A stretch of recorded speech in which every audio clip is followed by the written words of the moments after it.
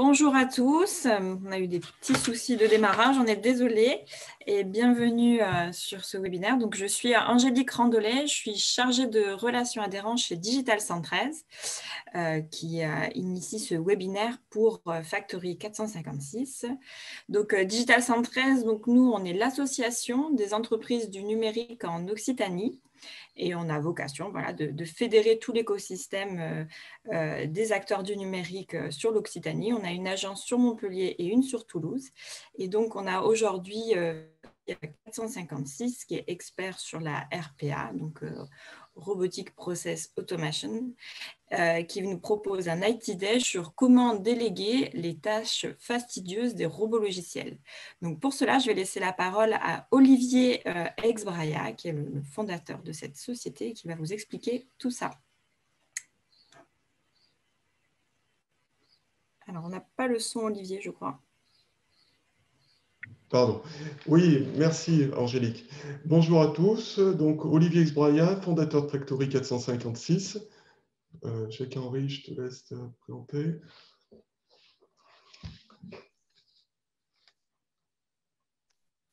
Bonjour, Jacques-Henri Marin, donc directeur commercial chez UiPath. Également, donc, bonjour à tous et toutes, Julien Pagnac, donc Sales Manager pour UiPath et contact local puisque basé en Occitanie et sur Toulouse. Et on remercie Factory 456 de nous avoir invités aujourd'hui pour que nous puissions effectivement renforcer et présenter notre stratégie et nos solutions. Merci à vous. Olivier Exbraya, je suis, comme je vous le disais, le fondateur de Factory 456. J'ai développé dès les années 90 des solutions d'automatisation et j'ai donc fait partie des précurseurs dans ce domaine. J'ai occupé différents postes dans l'IT, notamment en tant que directeur développement web, puis directeur IT associé dans un grand cabinet de conseil français. J'ai fondé Factory 456, c'est une société spécialisée en automatisation des services. Notre activité est le développement de robots logiciels. Nous travaillons aussi bien pour des grandes entreprises comme Havas, Universal France, que pour des PME. Pardon. Plus concrètement, que proposons-nous à nos clients? Par exemple, pour les agences de recrutement, nous fournissons des robots pour automatiser le placement de candidats dans la grande distribution. L'entreprise va gagner alors en agilité. Pour les services RH de grandes entreprises ou de TI, nous gérons le onboarding avec Workplace de Facebook, Teams ou Yammer. Cela va améliorer l'expérience collaborateur. Pour les avocats qui souhaitent automatiser le classement de leurs documents, de leurs mails, automatiser le recouvrement des créances pour leurs clients, Factory 456 apporte des solutions pour dématérialiser et développer vos activités. Pour les experts comptables, nous améliorons la productivité et la qualité de vos missions en automatisant les tâches de votre cœur de métier, par exemple la saisie, la révision, le reporting, ou dans le social, les fichiers navettes et les absences. En résumé, nous développons des robots avec pragmatisme pour automatiser toutes les activités logicielles et dans tous les secteurs, y compris dans l'industrie et dans l'immobilier. Pour cela, nous avons une équipe en France et à l'international de spécialistes certifiés en RPA. Quels sont les bénéfices pour votre entreprise? Alors, on a la productivité. Les projets d'automatisation RPA sont des solutions de type Quick Win. Le retour sur investissement est rapide. Nous avons un ROI de quelques semaines, voire quelques mois, inférieur à 1 an. En deux, les robots sont scalables, c'est-à-dire ils sont agiles. Ils permettent d'accélérer la croissance de votre entreprise en s'adaptant aux demandes et par exemple à la saisonnalité. En 3, on a la sécurité. Dans notre environnement instable, il est indispensable pour sécuriser les entreprises de rendre les activités résilientes et légales. En 4, on a la qualité. L'automatisation de l'entreprise diminue les modifications manuelles, ce qui améliore la fiabilité.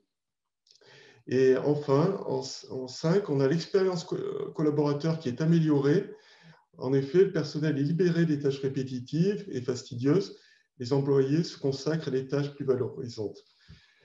Je serai ravi de répondre à la fin de la présentation à toutes vos questions. En attendant, je donne la main à Julien pour une présentation de UiPath, notre partenaire technologique. Merci Olivier. Donc rebonjour à tous. Donc effectivement UiPath, donc qui est aujourd'hui un acteur et vous le verrez le leader des solutions d'automatisation, a la spécificité d'être un éditeur européen puisque nous avons été fondés en 2005 en Roumanie par un ancien développeur Microsoft qui a développé tout un tas de technologies, de connexions, à la fois par ce qu'on appelle par interfaçage aux écrans et différents types de technologies permettant, en cumulant ces différentes innovations, de fonder véritablement UiPath en 2005. Et aujourd'hui, nous sommes une société cotée en bourse, leader du marché, comme on va le voir sur le slide suivant. S'il te plaît, voilà Emma. Donc, pour ceux qui s'intéressent au rapport d'analyste, on parle de Gartner Forrester. Donc, dans ces nouvelles analyses de ce marché d'automatisation qu'on va essayer de démystifier aujourd'hui, qui place clairement UiPath en tant que leader. Et ce qui nous importe, c'est surtout les retours de nos clients qui nous font confiance et qui sont satisfaits, disons, à la fois de nos solutions, de l'accompagnement qu'on peut proposer avec nos partenaires et notamment avec Factory 456. Pour la spécificité, donc surtout n'hésitez pas à rendre cette session interactive. L'idée aujourd'hui est de pouvoir démystifier ce sujet de l'automatisation, rentrer un peu plus concrètement sur des projets, comment ça se passe, comment vous, au sein de vos organisations, vous pouvez démarrer ce type de projet, mais surtout n'hésitez pas à la rendre interactive. Et pour également une des spécificités du UiPath, c'est qu'on a une forte présence à la fois bien entendu globale, puisque nous sommes un éditeur international, mais avec des présences locales et je suis personnellement basé sur Toulouse, donc je représente et je suis votre point de contact pour l'Occitanie. Pour commencer cette présentation et qu'on puisse la cibler et l'affiner au mieux, nous allons commencer par un petit sondage que je vous invite donc à répondre. Donc, je ne sais pas si vous l'avez en visibilité. Visiblement, non. Écoutez, alors, en principe, ça y est, il devrait apparaître. Donc, vous avez 2-3 questions simplement pour savoir quel est votre niveau de connaissance de l'automatisation, ce qui va nous permettre, nous, tout au long de la session, de pouvoir notamment affiner les démonstrations qu'on va pouvoir vous proposer.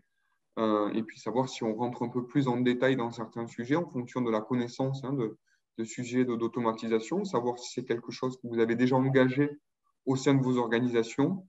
Donc pour ceux qui découvrent véritablement ce sujet, nous n'allons pas parler de robots qui vont véritablement se déplacer dans vos locaux, mais on parle bien de robots logiciels.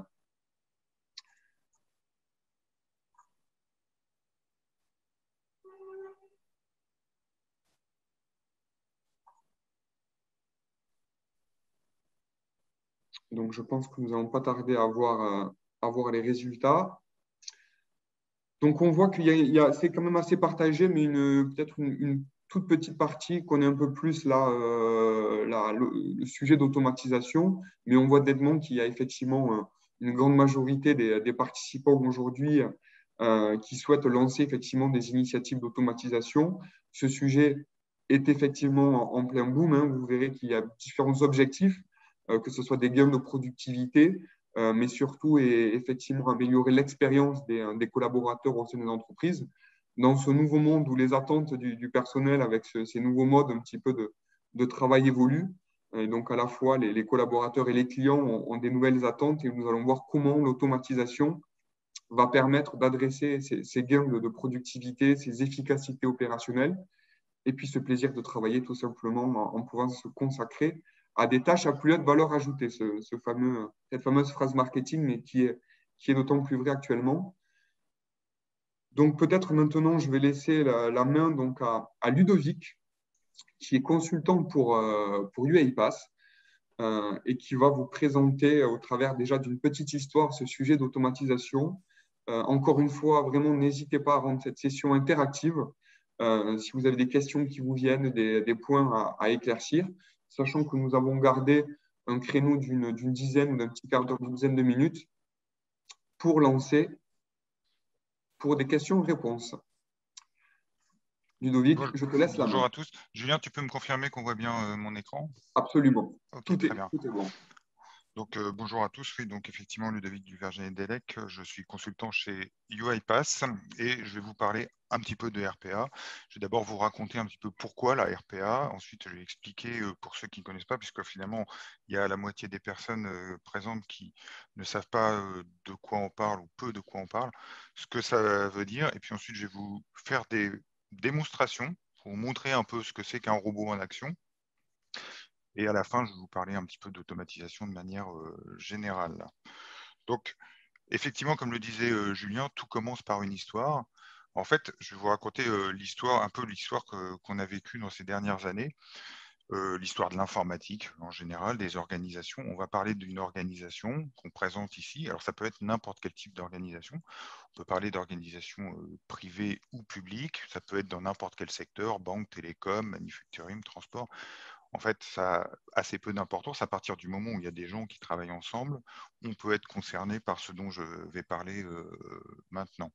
Donc, en fait, cette organisation qui doit mener à bien une tâche, effectuer une mission, elle est en général soumise à un certain nombre de contraintes. Des contraintes exogènes que peuvent être les problématiques de compétition internationale, les contraintes qui sont liées à la régulation, les contraintes réglementaires, tout ce qui peut être lié à notre quotidien maintenant, les problématiques de sécurité, de fraude, de cyberattaque, et aussi, comme vous le savez, les risques pour les organisations qui peuvent être liés à tout ce qui est risque financier, et qui fait que ça peut mettre en danger l'écosystème d'une entreprise.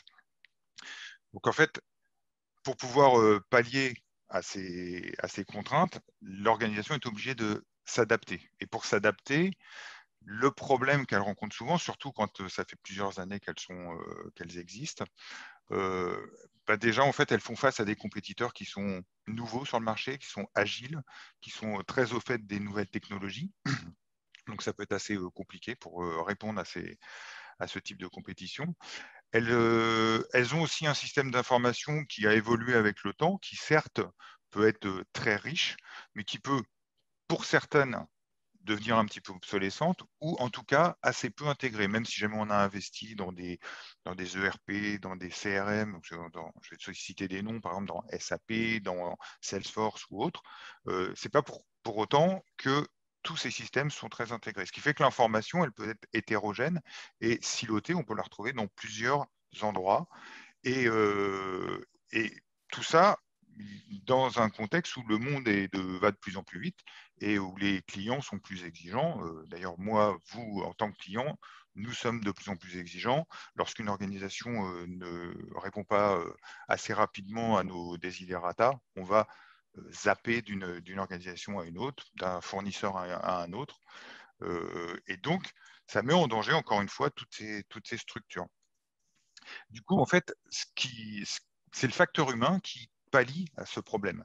En général, c'est comme on n'a pas le temps forcément d'adapter le système d'information en temps réel à toutes ces contraintes, et bien on va demander aux employés de faire de la saisie, de la multiple saisie, d'aller saisir des données dans un ERP, dans un CRM, d'aller chercher de l'information en intranet, en extranet, avec une multitude de sources d'informations, et le tout dans un contexte de pression croissante.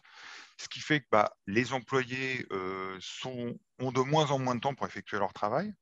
Dans le stress, créent de plus en plus d'erreurs, ce qui fait qu'il y a des procédures qui deviennent de plus en plus compliquées à mener à bien, ce qui crée du mécontentement déjà de la part des clients, parce qu'en fait, encore une fois, l'organisation n'est pas assez agile pour répondre aux demandes des clients, ce qui crée du mécontentement des employés vis-à-vis de leur travail. Il est évident que quand on est un ingénieur qui a fait 5 ans ou 6 ans d'études et qu'on est là pour mener à bien une mission scientifique ou autre, eh ben, on est assez embêté de devoir faire du copier-coller de fichiers Excel parce qu'en fait, de fichier Excel à un autre fichier Excel ou à une application, parce qu'en fait, on a besoin de l'information. C'est assez frustrant. Ça devient un travail pénible, répétitif, et en fait, finalement, on est surqualifié pour effectuer ce travail. Et donc, ça génère aussi un certain nombre de crises et de départs. Il y a maintenant beaucoup d'organisations qui commencent à avoir du mal à retenir leurs compétences, justement parce que le travail devient frustrant. Alors, l'idée de l'automatisation en général, avec deux disciplines, la RPA, donc Robotic Process Automation, l'automatisation des processus par la robotique, et l'intelligence artificielle, c'est en fait de fournir une véritable collaboration entre des forces humaines et des forces digitales, de manière à faire en sorte que le travail qui est pénible, répétitif, redondant, à faible valeur ajoutée, puisse être délégué à des robots, et ce qui a comme effet bénéfique d'apporter de la satisfaction au travail. Et en fait, chez UiPath, on est très heureux finalement de participer à l'amélioration de la qualité de vie au travail. Donc, ça apporte de la satisfaction évidemment aux employés, mais ce n'est pas le seul vecteur, évidemment, parce que ce qui est important aussi, c'est que pour l'organisation, ça va avoir tout un tas de bénéfices induits. La première chose, en fait, c'est une meilleure productivité d'une part, de la part des forces digitales qui vont beaucoup plus vite pour effectuer ces tâches pénibles, mais surtout parce qu'on va libérer l'être humain, comme vous avez vu dans la vidéo tout à l'heure, de toutes ces tâches pour lui permettre de se focaliser vraiment sur ce qui est important pour l'organisation, travailler sur les dossiers, améliorer ses processus, prendre plus de temps pour ses clients, etc., etc. On va avoir aussi comme bénéfice induit le fait qu'on va avoir des délais de traitement qui vont être réduits, de par le fait qu'un robot va plus vite qu'un être humain, comme je disais, pour exécuter ces tâches pénibles. Mais encore une fois, parce que lorsque j'ai la possibilité de me focaliser sur un dossier, j'y prends plus de temps pour l'analyser, et donc finalement j'évite les erreurs, et donc je n'ai pas besoin de revenir sur des processus que j'avais déjà initiés parce que mon client n'est pas content. Une réduction aussi globale des coûts, puisque les robots qui effectuent ces tâches vont coûter beaucoup moins cher en fait que si jamais c'est effectué encore une fois par un ingénieur ou une personne qui aurait des diplômes et donc qui aurait un certain coût salarial. Et globalement, finalement, une qualité de service, hein, puisqu'on on va avoir beaucoup moins d'erreurs, beaucoup moins de processus à mettre en œuvre pour corriger les erreurs, etc. Donc, une satisfaction globale accrue. Alors, une fois que je vous ai dit ça, je vais maintenant passer à l'étape suivante, c'est vous expliquer ce qu'est la RPA pour ceux qui ne savent pas. Alors, encore une fois, RPA, Robotic Process Automation. Donc, les robots, Julien l'a dit tout à l'heure, on n'est pas en train de parler de robots qui vont venir se déplacer dans vos organisations. Ce n'est pas la guerre des étoiles. On n'est même pas chez Asimov. On parle bien de robots logiciels. Donc, les robots logiciels, qu'est-ce que c'est? Ce sont effectivement des programmes logiciels qui vont exécuter des tâches qu'on va leur assigner. Alors, il y a deux types de robots. Il y a ce qu'on appelle les robots assistés et les robots non assistés. En français, alors peut-être que vous avez entendu ou vous entendez le terme attended et unattended en anglais.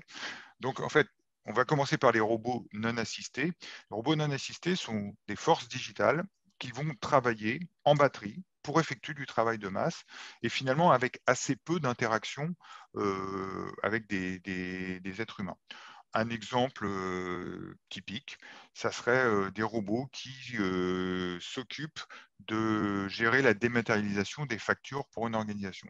Ce que font ces robots, c'est qu'ils vont se connecter à une boîte mail, par exemple, détacher les pièces jointes des mails entrants, pièces jointes qui sont des factures, et donc le robot va extraire l'information de la facture, et ensuite, avec cette information, va se connecter à un système de finance, par exemple SAP, et va rentrer les informations de la facture dans SAP.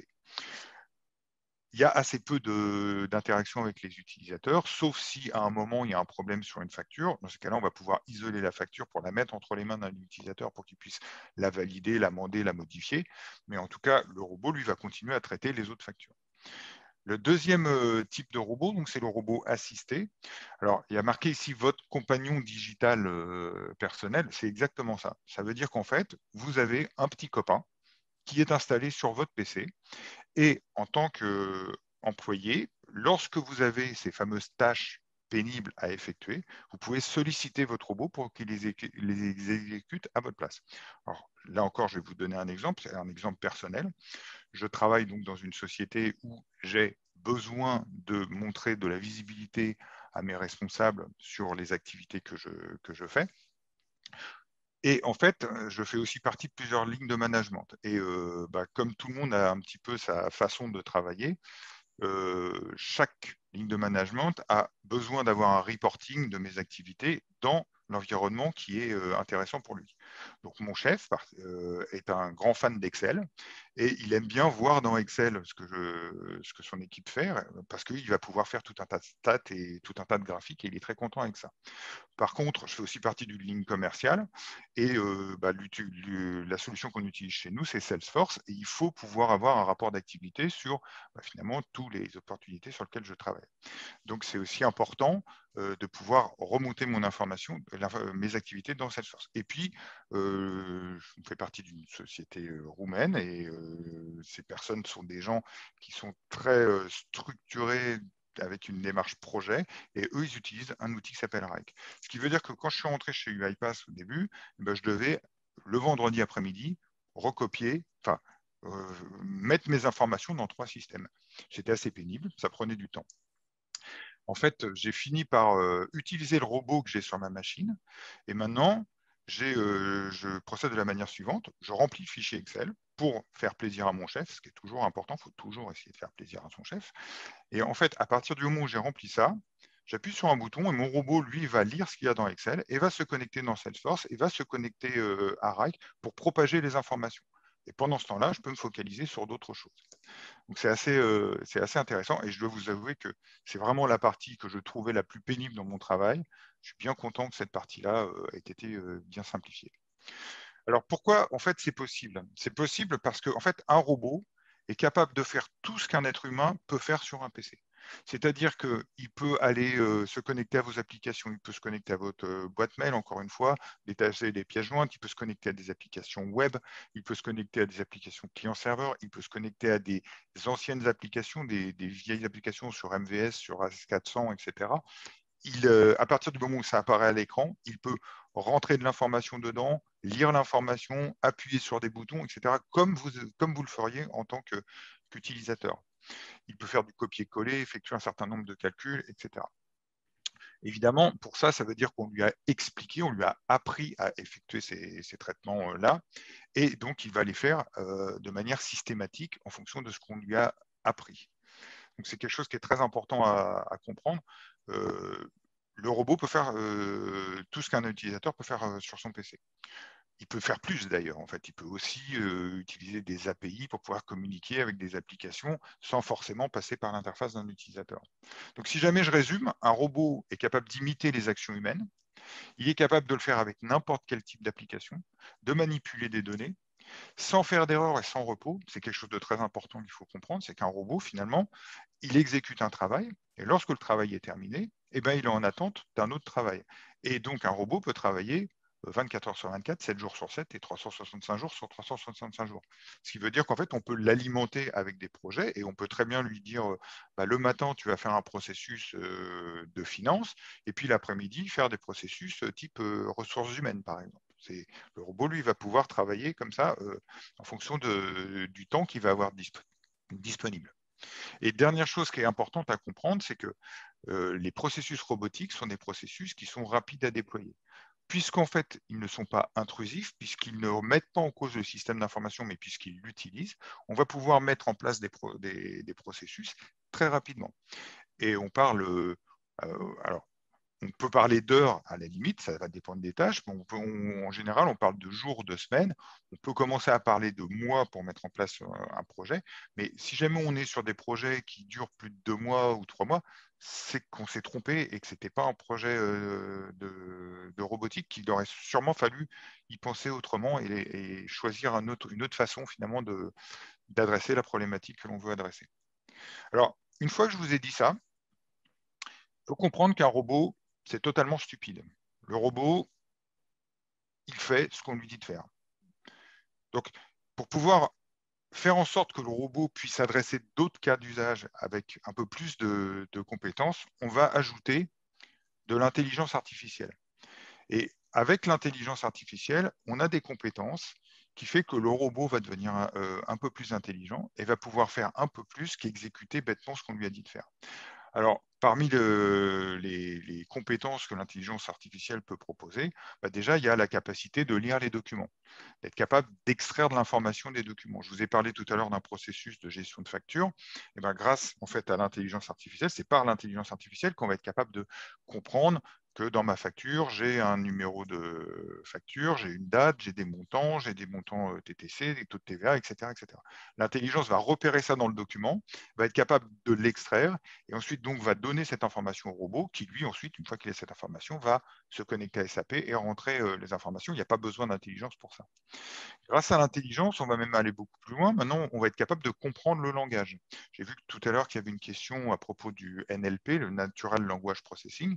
Oui, effectivement, l'intelligence artificielle nous permet de faire ça. Permet maintenant de comprendre, par exemple, le contenu d'un email.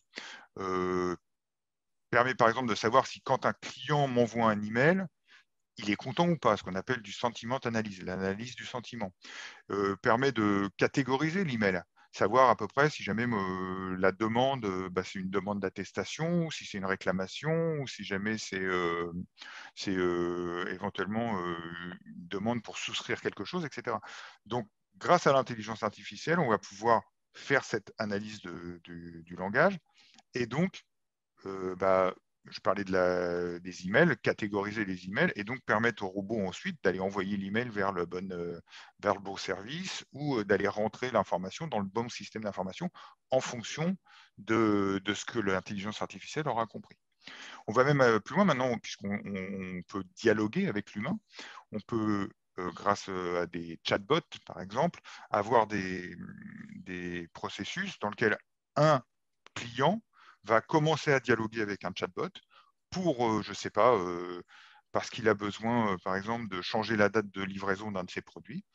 Et donc, le chatbot, qui est totalement intégré avec le robot, va pouvoir utiliser le robot pour aller chercher des informations relatives au client et donc avoir une expérience client dans le dialogue qui est contextuelle. Donc, il va s'adresser à un client en allant, en disant bonjour Monsieur Dupont, etc. Parce que le robot va aller chercher toutes les informations dans le CRM qui correspondent à Monsieur Dupont. Et puis surtout, à la fin de la discussion avec le chatbot, quand le chatbot aura déterminé une intention de la part de mon client, je veux changer ma date de livraison, le chatbot va pouvoir piloter le robot pour que le robot aille réellement changer dans le système d'information la nouvelle date de livraison. Donc globalement, en fait, avec l'intelligence artificielle, on va être capable de faire de prendre un certain nombre de décisions et surtout, ce qui est aussi une chose qui est très importante, on va permettre d'avoir des processus qui apprennent et qui s'adaptent, ce qu'on appelle le machine learning. C'est-à-dire qu'on peut très bien mettre en place des processus dans lesquels l'intelligence artificielle va décider d'une action ou comprendre de l'information du document ou comprendre le contenu d'un email. Mais si jamais elle n'est pas tout à fait sûre, on va pouvoir réimpliquer un utilisateur métier qui, lui, va aller valider ou invalider le pronostic de l'intelligence artificielle. Et en fonction de ce que l'utilisateur aura choisi, on va réinjecter ça dans la compréhension de l'intelligence artificielle de manière à ce qu'elle s'adapte. Ce qui fait que les processus vont aller de plus en plus, vont être de plus en plus fluides tout au fil du temps. Alors maintenant que je vous ai parlé un petit peu de tout ça, je vais vous faire deux petites démonstrations live. Alors, je vous précise que c'est live, ce n'est pas une vidéo. Donc, on va faire ça en espérant ne pas avoir un effet Bonaldi, comme on dit dans le métier. Donc, la première chose que je vais vous montrer, c'est mon robot. Je vous ai parlé tout à l'heure de robot attended, robot assisté. Voilà en fait mon robot assisté. Comme je vous le disais, vous voyez, ce n'est pas un être humain. Ça n'a pas de forme humanoïde. C'est un robot. Je lui ai, ceci dit, donné un petit nom. Je l'ai appelé Tinimi. Et en fait, ce robot, je lui ai mis à disposition un certain nombre de processus que je vais pouvoir exécuter. Alors, je vais donc vous exécuter ici un processus qui s'appelle le RPA Challenge, mais je vais d'abord vous expliquer en quoi consiste le RPA Challenge. Le RPA Challenge, en fait, c'est un processus très simple que l'on met à disposition des RPA développeurs, c'est-à-dire les gens qui vont designer les processus à exécuter, un peu pour voir si jamais ils ont compris comment est-ce qu'on apprenait à un robot à travailler. Donc, c'est assez simple hein, comme cas d'usage. Je me connecte à un site web qui s'appelle RPA Challenge et je vais demander à mon robot de télécharger un fichier Excel. Donc, il va donc envoyer le fichier Excel, télécharger, et ensuite, il va ouvrir le fichier Excel. Dedans, il y a 10 lignes, et ces 10 lignes, c'est 10 lignes de contact, avec des noms, des prénoms, une adresse, numéro de téléphone, adresse email, etc. Vous voyez ces fameuses 10 lignes. Et le robot doit donc lire chacune de ces lignes, et ensuite les rentrer dans les champs que vous voyez ici, prénom, nom, email, etc., etc. En fait, il doit faire ça pour les 10 et à la fin, le site web va me dire combien de temps j'ai mis et si j'ai fait des erreurs. C'est tout, c'est aussi simple que ça. Pourquoi on appelle ça challenge? C'est parce qu'en fait, si vous regardez, à chaque fois que je vais appuyer sur le bouton Submit, et bien en fait, la forme du formulaire et l'ordre des champs va changer. C'est juste pour montrer qu'un robot peut s'adapter à une interface et que ce n'est pas je prends ma première cellule, je mets dans la première case, je prends ma deuxième cellule, je mets dans ma deuxième case. Il faut quand même que le robot puisse être capable de comprendre ce qu'il extrait et qu'il sache où le mettre. C'est aussi simple que ça. Donc, je vais donc lancer mon robot, lancer mon processus. Donc, je lui demande de l'exécuter. Vous voyez que là, en fait, il va se mettre en démarrage. Alors, je fais une petite parenthèse. Lorsque l'on fait une présentation du type Zoom, comme il y a de la vidéo, etc., il y a de la bande passante qui est prise. Donc, le temps que vous voyez, parfois, peut être un petit peu plus long que ce qui existe dans la réalité. Donc, mon robot, ce que je lui ai appris à faire, déjà, c'est à me poser une question, c'est à quelle vitesse est-ce qu'on veut faire cette démonstration. Comme je fais des démonstrations, parfois j'ai besoin d'aller plus lentement pour expliquer comment ça fonctionne. Donc je vais choisir ici, j'ai le choix entre tortue, lapin ou jaguar, je vais choisir la vitesse du lapin. Et je vais donc cliquer. À partir de ce moment-là, je vous montre mes mains, c'est plus moi qui travaille. Si jamais tout se passe bien, voilà, le robot a ouvert mon fichier Excel, lu le contenu, et vous voyez qu'il se connecte de lui-même au RPA Challenge. Il a cliqué sur démarrer et il rentre les données les unes à la suite des autres en allant les placer dans les bonnes cases, bien que les cases changent à chaque fois. Et lorsqu'on va arriver au bout du 10e round, le site web va me donner un résultat et comme le robot est capable de lire ce qu'il y a à l'écran, bien sûr, il me l'affiche aussi dans une petite fenêtre. Vous voyez en fait le cas d'usage assez simple. Mais ça vous permet de comprendre que ce que je fais ici dans une démonstration, on va dire, agnostique, ça a une correspondance métier. Je pourrais très bien, par exemple, être dans un service comptable et recevoir tous les lundis la liste des fournisseurs que je dois référencer dans mon SAP. Donc, en fait, ça sera dans Excel et il faut que je le fasse quotidiennement, enfin, ou tout hebdomadairement dans mon cas d'usage. Là, je pourrais avoir un robot qui va prendre ce fichier Excel, se connecter à SAP et, à l'instar de ce que je vous ai montré sur ce site web, va rentrer les informations dans SAP. Pour la petite histoire, je vais vous réexécuter la même chose, mais je vais le faire tourner en mode Jaguar pour vous donner un peu une idée de ce que peut être un robot lorsqu'il exécute ça sur plusieurs centaines de lignes, parce que c'est là en fait où ça va devenir important, par les temps de traitement. Donc, vous voyez que là encore, c'est toujours pas moi qui travaille. De toute manière, je serais bien incapable d'aller à la vitesse à laquelle vous voyez la saisie. Encore une fois, ce que je vous montre ici, on va voir combien de temps il m'en met dans le cadre d'une présentation. On doit avoir mis 8 secondes. En la réalité, si je n'étais pas dans Zoom, je peux aller à 3 secondes à peu près, entre 2,5 et 3 secondes. Donc voilà un cas d'usage qui est donc la partie démonstration. Excusez-moi, j'ai un petit souci parce que mon chat veut absolument sortir. Je lui ouvre la porte et je reviens. Alors, le deuxième cas d'usage que je vais vous montrer, c'est un cas d'usage avec un peu plus d'intelligence dans le processus. Je vous ai parlé tout à l'heure de la compétence qui me permet d'extraire de l'information documentaire. Eh bien, je vais donc vous faire une présentation d'un petit processus qui va juste extraire de l'information d'un document, notamment d'une facture. J'en profite pour vous présenter par là même le designer qui me permet de créer le processus que je veux que mon robot exécute.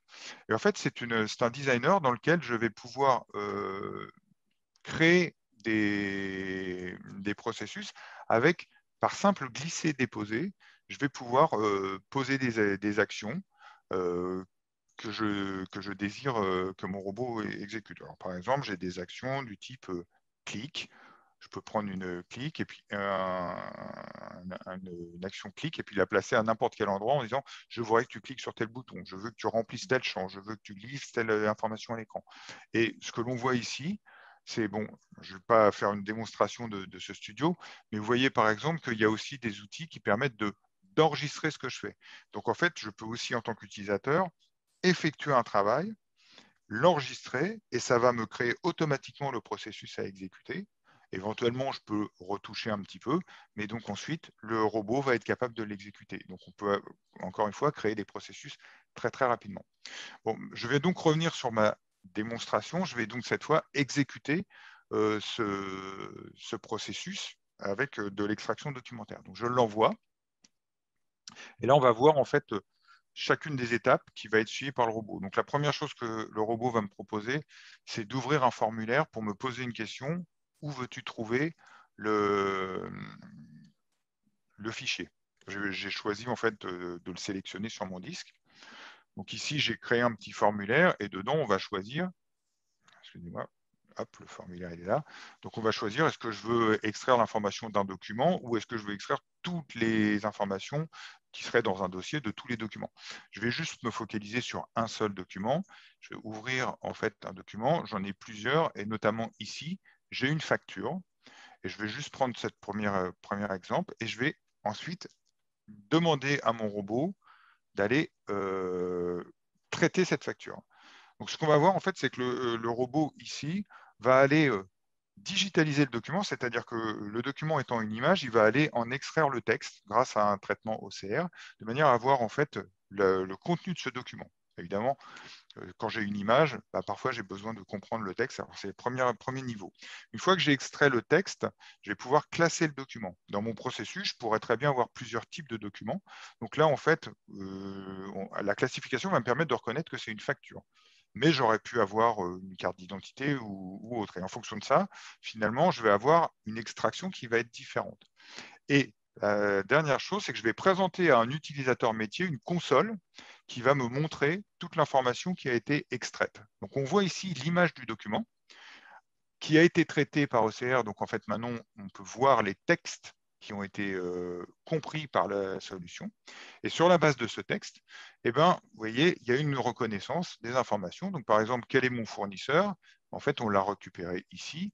Mon adresse, on l'a récupéré ici. Ma date, vous voyez qu'ici, il y a marqué 26 juillet et on a réussi à me comprendre que c'était le 26/7/2012, etc., etc. Tout ça, ça a été fait grâce à de l'intelligence artificielle, grâce à de l'entraînement. On a pris plusieurs modèles, on a entraîné l'intelligence pour qu'elle comprenne sur la base de plusieurs modèles. Et en fait, le document là que je lui ai envoyé n'a pas fait partie du lot d'apprentissage, mais pourtant, elle était capable de reconnaître d'elle-même où se trouvaient les informations dont j'ai besoin. Dernière chose, on peut aller jusqu'à extraire aussi les données d'un tableau. Comme vous voyez ici, j'ai toutes mes lignes de détail, etc., qui vont être reportées. Donc, j'ai vraiment extrait toutes les informations qui sont importantes dans ma facture et qui vont être nécessaires pour un traitement comptable derrière.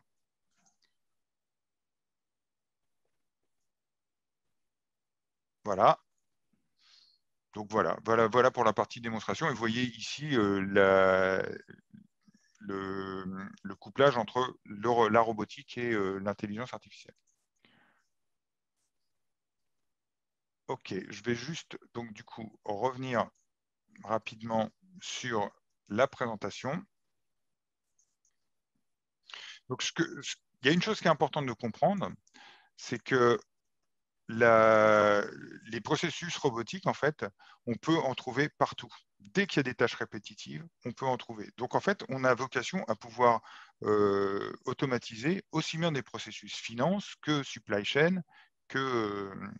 excusez-moi, je ne sais pas ce qui se passe. Ah oui, il a créé un autre... je n'ai pas arrêté mon robot, donc il continue à tourner. Je vais juste sortir de là. Voilà, supply chain. On a aussi des processus RH, etc. Donc, dans tous les secteurs d'activité d'une entreprise, et quel que soit le secteur d'activité de l'entreprise, donc dans tous les départements, quel que soit son secteur d'activité, on peut trouver des processus robotiques à automatiser. Une dernière chose, lorsqu'on parle d'automatisation, il y a certes la mise en œuvre de l'automatisation, mais ça fait partie en fait d'une démarche globale qui nous permet en fait de gérer tout le cycle de vie des automatisations.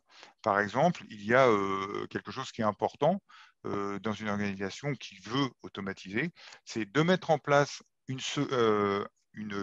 un organe qui va permettre de gérer les automatisations, qu'on appelle le COI, le Center of Excellence, le centre d'excellence.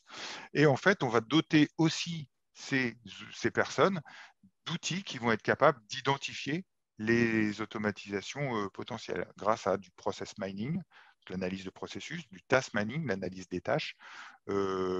Et tout ça, en fait, encore une fois, dans un écosystème global où on va être capable d'offrir aux utilisateurs métiers des interfaces riches pour pouvoir travailler avec les robots, permettre aux IT, aux DSI de gérer ces forces robotiques, parce qu'évidemment, à partir du moment où on déploie des processus, il faut pouvoir les gérer, les maintenir, les surveiller, et permettre aussi aux utilisateurs, comme je vous le montrais tout à l'heure, de construire les processus robotiques avec cette vocation de s'adresser aussi à une population qu'on appelle les citizen developers, c'est-à-dire des utilisateurs métiers qui vont être capables d'apprendre à leurs robots à exécuter un certain nombre de tâches.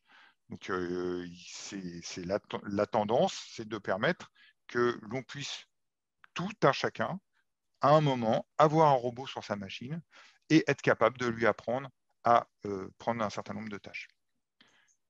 Voilà, j'ai terminé sur la présentation. J'ai été un petit peu plus long que je ne l'avais prévu. Je suis très bavard. Donc, je pense qu'on va passer en mode questions-réponses maintenant. Merci Ludovic pour tes explications qui étaient très claires.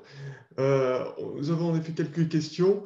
Donc David Ronja, donc les robots non assistés back-office, quelle différence avec les traitements de batch classiques qui peuvent se connecter, intégrer des systèmes? Une différence avec la RPA, c'est que l'on peut travailler, comme l'a montré Ludovic, avec tout type d'application. Il n'y a pas besoin d'avoir une interface. La RPA peut intervenir sur des systèmes à legacy, des systèmes anciens, comme avec des applications récentes qui est SAP ou Salesforce. Donc ça permet, alors que la partie en mode batch, en parlant technique, donc ce sont des traitements traditionnels, on est limité par le type d'interface proposée par les éditeurs. Ouais, c'est très important, Olivier, peut-être en complément. Donc, Julien, côté UiPath, cette interopérabilité applicative est effectivement un point clé de ces solutions d'automatisation et en l'occurrence de la plateforme RPA, où on va avoir cette possibilité de se connecter à l'ensemble de vos applications. Soit, si on rentre dans la technique, il y a un système d'API, donc ces applications, entre guillemets, mettent à disposition un système de connexion. Donc, nous, on a ces connecteurs-là nativement au sein de la plateforme pour les se connecter. Ou on a une technologie, ce qu'on appelle d'interfaçage, de computer vision, où les robots sont capables, comme un être humain, de lire typiquement l'écran. Voilà, donc je ne sais pas si ça répond à votre question, mais en tout cas, cette notion d'interopérabilité applicative, ce n'est pas évident à prononcer, c'est primordial. Voilà. Je vais rajouter aussi mes my two cents, comme on dit en anglais. Quelle est la différence? Enfin, il y a une différence qui est très importante, c'est le côté non intrusif. Quand on va faire un programme batch qui va aller chercher de l'information dans une base de données, par exemple, pour aller le rentrer dans un système d'information, il faut comprendre les règles métiers, les règles de transformation de données, et il faut le mettre dans la programmation. Si jamais vous utilisez des interfaces et que vous prenez une information dans une interface pour pouvoir la coller dans une autre, en fait, finalement, les règles de métier sont déjà contenues dans l'interface. Si derrière, en fait, je mets une donnée et qu'elle doit être propagée dans 3 tables, ça va être directement géré dans l'interface. Donc, c'est pour ça qu'on va pouvoir aller beaucoup, beaucoup plus vite pour mettre en œuvre ce type de processus. Ceci dit, effectivement, c'est, on va dire, du batch moderne. Ça reste effectivement le même concept. Donc, Olivier.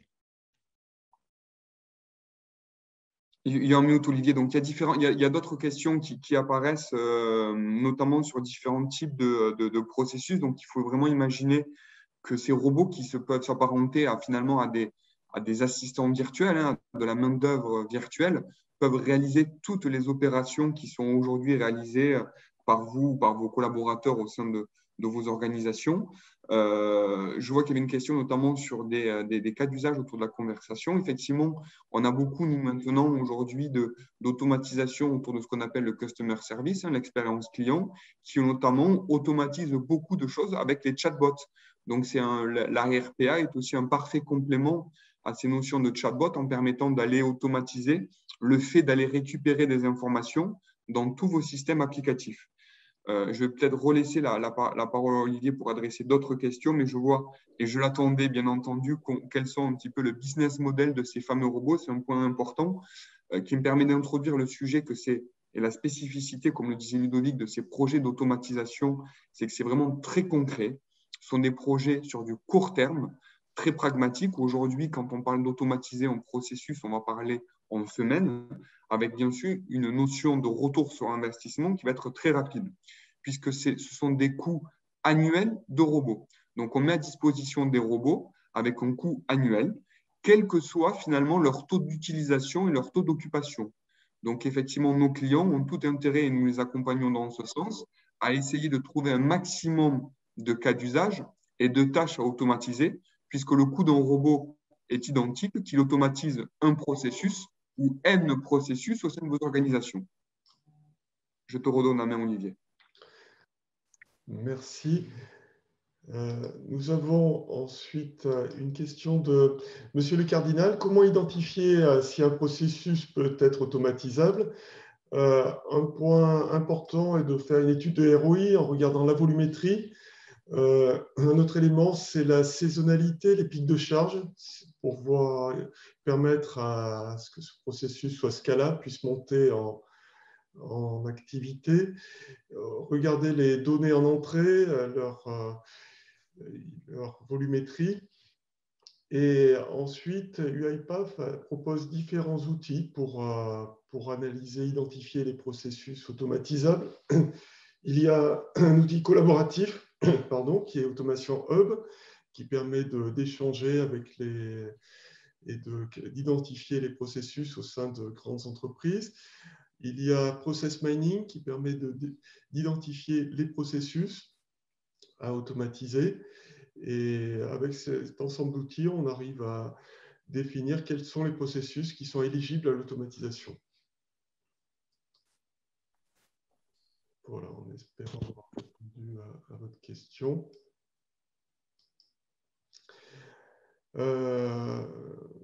Madame Belkacem pose une question sur... Vous avez mentionné que le robot collecte des informations sur les sites Internet et des documents PDF. Et est-ce qu'il y a du machine learning? Quelle est l'approche de machine learning avec UiPath? Ludovic, si tu peux rentrer plus en détail sur... Oui, alors vous m'entendez, oui. Alors, effectivement, alors, la robotique, là, en fait, en ce qui concerne la collecte des informations, il n'y a pas d'intelligence, il n'y a pas de machine learning là-dessus. En fait, on va apprendre au robot à aller chercher l'information et lui, il va aller se connecter, un peu comme vous avez vu tout à l'heure avec le fichier Excel. Il y a quand même de l'intelligence, il peut y avoir de l'intelligence, ne serait-ce que pour reconnaître ce qu'il y a à l'écran. Dans les robots, il y a, Julien l'a cité tout à l'heure, il y a une technologie qui s'appelle computer vision, et en fait, c'est de l'intelligence artificielle qui va être capable de reconnaître à l'écran ce qu'est un bouton, ce qu'est un label, ce qu'est un champ, etc. Ce qui fait que si jamais à un moment vous vous adressez à un site web et que dans le site web, il y a l'information a changé de place, a été déplacée parce qu'on a sorti une nouvelle charte graphique, etc., etc., le robot ne va pas être perdu, il va être capable de reconnaître cette information. À partir de là, alors l'extraction des fichiers PDF, c'est pareil. Ce que vous avez vu tout à l'heure sur la facture, le document understanding, là, il y a de l'intelligence artificielle en fonction de la typologie des documents qui nous permettent de reconnaître où extraire l'information. Ce n'est pas que cette technologie. On peut utiliser une technologie à base de formulaire. Si par exemple, j'ai besoin de traiter des documents, vous savez, des CERFA, des documents publics, gouvernementaux, etc. Je n'ai pas besoin d'intelligence artificielle, j'ai juste besoin de savoir où chercher l'information. Et là, en fait, le robot va être capable de le retrouver parce que mon numéro de sécu est toujours en haut à gauche, derrière le mot numéro de sécurité sociale, etc. etc. Alors après, par contre, je n'ai pas compris l'histoire de pourquoi l'intelligence, enfin le machine learning. Il y a effectivement la possibilité d'utiliser un machine learning dans le processus dont on a parlé. Je ne vois pas en fait quand on a mentionné ça, donc je ne vois pas à quoi ça fait référence. Vous pouvez peut-être compléter votre question et puis je verrai quoi y répondre si ça vous va. Peut-être simplement pour compléter ta réponse, aujourd'hui, le machine learning et l'intelligence artificielle utilisées principalement dans le cadre de la plateforme UiPath, on va dire à des cas d'utilisation pour de la catégorisation d'informations. Concrètement, moi, les clients qui utilisent ces solutions de machine learning et qui l'intègrent dans la plateforme UiPath, ça va être plutôt pour des cas d'usage autour de la classification d'emails ou classification de documents pour permettre effectivement des premiers niveaux de tri, notamment dans le cadre de relations avec des clients pour pouvoir classifier des typologies d'échanges ou de plaintes ou de retours clients. Ou directement aussi pour des besoins internes d'organisation, pouvoir classifier des documents contractuels, juridiques, des typologies de factures, ce genre de choses. Donc voilà, principalement aujourd'hui, l'utilisation de modèles d'NLP, de machine learning au sein de la plateforme UiPath. Alors, merci. Nous avons aussi des questions sur les types de conversations et chatbots qui peuvent être utilisés avec ces technologies. Donc, on peut utiliser tout type de chatbot, tout type de conversation avec la technologie qui s'appelle le NLP, ça permet de fournir une interface entre l'utilisateur et le robot pour donner les intentions, expliquer les intentions au robot avec des phrases, du langage humain, et le robot peut exécuter les opérations demandées.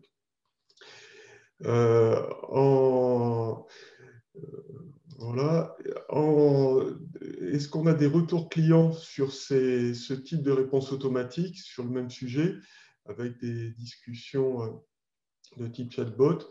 Ludovic ou Julien? Oui, nous avons aujourd'hui différents clients qui ont mis en place ce type d'automatisation, permettant effectivement à ces chatbots d'aller se connecter à différentes applications, je dirais, au sein de leur écosystème IT pour aller optimiser le niveau de réponse et la qualité des réponses transmises donc aux clients, bien entendu. Comme le précisait Olivier, on a cette capacité, puisqu'on peut se connecter à tout type d'application, de travailler avec n'importe quel type de système et d'éditeur de chatbot, sachant que pour les clients qui souhaitent avoir, comme on dit maintenant, un seul et unique point de contact, nous proposons également, nous avons nos propres chatbots, voilà, en l'occurrence via Druid. Merci Julien. Nous avons une question pour créer le processus. Peut-on faire un enregistrement de la saisie manuelle?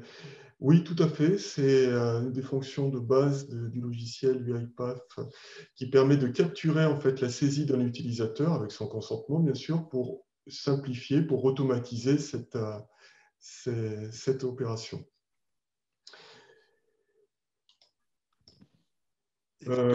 Juste pour compléter, oui. Parce qu'en fait, dans l'offre, alors il y a la partie studio qui nous permet d'enregistrer ce que l'on fait de manière à pouvoir exécuter. Mais il y a aussi une solution, un outil qui s'appelle Task Capture chez nous, dont la vocation, c'est justement d'enregistrer tout ce que fait un utilisateur sur son poste, de manière à ce qu'il puisse en fait finalement expliquer à une personne qui serait le RPA développeur comment finalement mettre en œuvre le processus. Donc, ce qui est très facile, ce qui est très simple, c'est que l'utilisateur effectue son travail, tout ce qu'il fait va être capturé avec des screenshots, avec la suite de ses actions, avec l'endroit où il a fait du copier-coller, par exemple. Et à partir de ce moment-là, ça va créer un processus qu'il va pouvoir documenter Il va pouvoir éventuellement mettre en exergue certaines zones de son écran, le surligner, ajouter des petites notes, etc. Peut-être cacher aussi des informations qui pourraient être sensibles et qui ne veut pas que le RPA développeur puisse visualiser. Et à partir du moment où on a ce processus qui a été automatiquement généré, il suffit d'appuyer sur un bouton pour que ça crée un document qu'on appelle le PDD, le Process Document Definition, qui en fait n'est rien d'autre que des spécifications que le RPA développeur va pouvoir utiliser pour créer son processus. Et ça crée aussi une ébauche du processus à proprement parler pour accélérer finalement la mise en œuvre du processus. Merci. Nous avons une question sur la différence entre UiPath et d'autres acteurs que je ne connais pas en l'occurrence. Opcon, Opcon, moi, de ce que j'en connais, c'est plus un ordonnanceur, c'est-à-dire que c'est un outil qui va permettre de faire de l'orchestration de workflow. Donc, c'est plutôt un outil IT, à vocation IT, pour gérer des données de prod. Alors, il y a des similitudes. Pour la partie orchestration, dans notre solution, effectivement, on a l'orchestrateur, justement, et il y a quand même une similitude en termes de nom, qui est là pour orchestrer l'exécution des processus robotiques. Donc cette partie-là, effectivement, d'orchestration et de distribution du travail, de vérification est similaire. Mais par contre, Opcon ne propose pas la mise en œuvre des robots, ne propose pas la possibilité à des utilisateurs métiers de créer leur processus, ne propose pas en fait l'automatisation, les interfaces et les outils de création de ces automatisations. Donc il y a effectivement certaines fonctions qui se chevauchent et d'ailleurs qui peuvent être tout à fait intégrées. On peut très bien utiliser Opcon pour faire une orchestration générale qui va discuter avec l'orchestrateur UiPath pour piloter des robots. Alors, nous avons une question sur la suite Office et avec UiPath. Donc, UiPath intègre différents connecteurs, dont des connecteurs avec la suite Office qui simplifient énormément le développement. Donc, c'est intégré, la suite Office est complètement intégrée, comme la suite Google Workplace ou d'autres logiciels. Donc, il n'y a pas de difficulté particulière liées aux mises à jour ou d'autres changements sur ce type de produits qui sont intégrés directement dans le logiciel UiPath. Effectivement, nous avons des partenariats technologiques qui permettent, donc, quand on veut automatiser des processus autour de ces différentes plateformes, via un système de glisser-déposer, de directement aller réaliser la séquence de clics. Je vois qu'il y a il y a deux questions là, pour rester sur la plateforme. Peut-être que je vais donner la main à Olivier, mais sur à la fois la gestion des accès, des identifiants et des mots de passe qui va se faire via l'outil l'orchestrator. Donc, Ludovic va compléter cette réponse. Mais surtout, et là, la réponse est très rapide, bien entendu, UiPath, donc les robots sont disponibles via la plateforme web, donc à la fois sur un mode on-premise et un mode SaaS. On pourra détailler cela, mais donc on a à la fois un modèle hybride, pur SaaS ou pur on-premise. Alors, en ce qui concerne la gestion des mots de passe, d'abord, en fait, les robots sont considérés comme des êtres humains, c'est-à-dire qu'en fait, toutes les politiques de sécurité que vous mettez en place pour vos utilisateurs, vous pouvez les mettre en place pour les robots, c'est-à-dire les mêmes droits d'accès. Et ça peut effectivement avoir une gestion dans un LDAP avec les droits d'accès, etc., etc.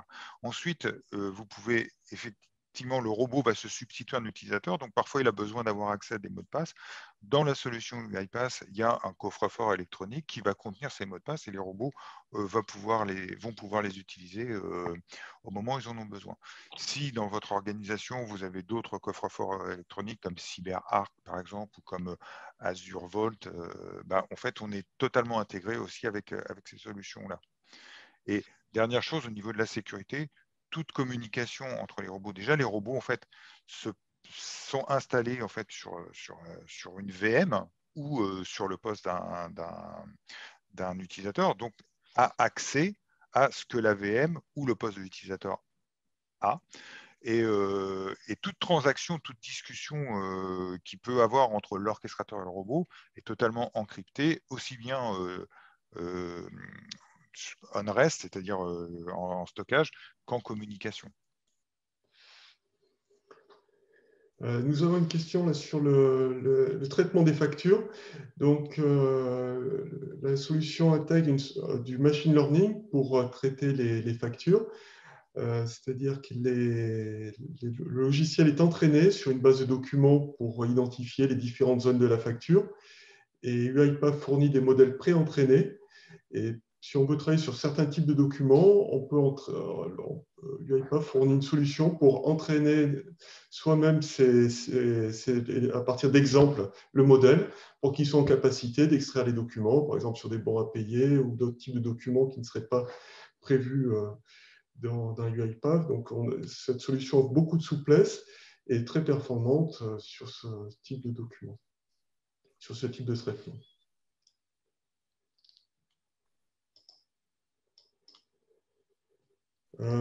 Donc, UiPath est disponible en full web, client léger pour tout type d'intervenants, métiers et techniques. Alors, il est disponible pour tout type d'intervenants. Comme l'expliquait Ludovic, il y a une approche où on permet au end user, enfin à l'utilisateur final, de créer lui-même ses robots. Et il peut travailler sur tout type de plateforme, sur des interfaces web ou sur des clients riches. Il travaille par contre à partir d'un ordinateur sous Windows. Oui, en fait, le robot, effectivement, est déployé sur le poste d'un ordinateur comme un service, en fait, sur le poste d'un utilisateur, pardon, comme un service. Donc, il doit être capable d'exécuter les traitements en utilisant les ressources de l'organisation. En ce qui concerne le design du processus, nous avons un studio. Le studio est en client-serveur, ce n'est pas un client léger, c'est un client lourd. On est en train, enfin, il y a pour l'instant des initiatives pour pouvoir proposer ça en client léger à terme. Ce n'est pas du tout la démarche actuelle. Ça n'a pas forcément beaucoup de sens pour l'instant, hein, parce que vraiment, le studio que l'on va déployer et qu'on va mettre en place, qu'on va mettre entre les mains d'un utilisateur métier, c'est à considérer comme un outil desktop, un peu comme Excel, etc. Donc, pour l'instant, voilà, c'est quelque chose qu'on va déployer en local. Est-ce que vous avez implémenté un robot RPA qui assiste l'usager au webinaire RPA et en font la synthèse pour l'usager? C'est une très bonne idée. Il faudrait regarder ce cas d'usage pour développer un robot, mais on pourrait, oui, envisager de créer un robot qui pourrait faire cette activité. Enfin, nous avons une dernière question sur quels sont, pour les hébergements on-premise ou cloud, et un client peut-il héberger une plateforme UiPath au sein de son service SI? Oui. Quels sont les délais en cas de souci?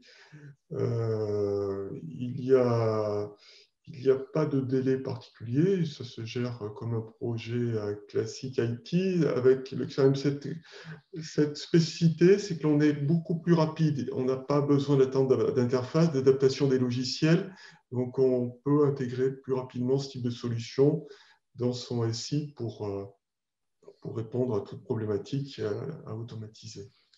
Juste pour préciser un petit peu au niveau de l'hébergement, alors il y a tous les outils, toutes les solutions que nous proposons chez UiPath ont pour vocation d'être disponibles dans le cloud, c'est-à-dire en mode SaaS, et on-premise. Et quand on dit on-premise, ils sont architecturés pour qu'ils puissent être installés sur votre cloud privé. Donc en fait, en gros, vous pouvez l'avoir en mode SaaS, ou alors c'est vous qui en êtes des propriétaires, et soit vous l'installez physiquement sur des serveurs, soit vous l'installez dans votre propre cloud. Les histoires de délai d'intervention par rapport on appelle ça au support. Il y a plusieurs différents niveaux de contrat de support. Alors peut-être Julien, tu connais la différence entre les 3 niveaux. Moi, je ne suis pas très spécialiste là-dedans, mais en fait, en fonction du niveau de support que vous allez prendre, évidemment, vous allez avoir des équipes qui vont être à votre écoute plus rapidement. Les délais sont de toute manière assez courts. Est-ce que tu as des choses à rajouter là-dessus, Julien? Non, mais la spécificité alors c'est facile à dire, mais ayant travaillé chez différents éditeurs, il y a une forte réactivité du support, puisque c'était très critique, effectivement, hein, sur ce sujet. La question est très pertinente, puisque ces automatisations concernent des processus qui sont en production, qui peuvent être critiques pour nos clients. Donc, effectivement, il y a différents niveaux de support, sachant que le support, on va dire, classique, qui est avec des SLA tout à fait acceptables, hein, de quelques heures, permettent d'avoir une forte réactivité en 24/5. Et ensuite, il y a des niveaux avancés pour les clients qui souhaitent avoir, par exemple, des responsables dédiés au niveau du support. Il est possible d'avoir, on va dire, des supports un peu plus premium. Mais effectivement, c'est un point très important, et sachez que, en tout cas, côté UiPath, c'est un sujet pour lequel on a staffé beaucoup d'équipes qui permettent une réactivité optimale, avec bien entendu un support en français. Cela va sans dire. Très bien. Bon, mais merci à tous pour votre participation. J'espère que cette présentation a répondu à toutes vos interrogations. Et nous restons à votre disposition. Après cette présentation, on vous enverra un mail avec nos coordonnées pour qu'on puisse plus échanger plus en détail. Et nous serons ravis d'engager des projets d'automatisation, de vous accompagner sur le démarrage d'initiative avec vous, et donc entre UiPath et Factory 456. Merci, au revoir. Bonne journée à tous, au revoir. Bonne journée à tous.